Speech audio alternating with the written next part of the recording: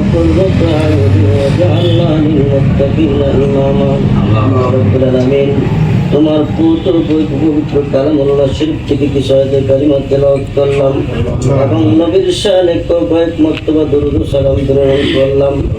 এমন ভেতর যদি কোনো খায়ের বরকত হয়ে থাকে আল্লাহ তুমি লক্ষ কোটি গুণে বৃদ্ধি করে দিয়ে সর্বপ্রথমে আকাই নামদার তাজদার মদিনা নবী শিরোমণি আহমদ মুস্তফা মোহাম্মদ মুস্তফা সাল্লাল্লাহু আলাইহি ওয়াসাল্লাম ওনার পাক রওজায় সোনার মদিনায় পৌঁছে দিন।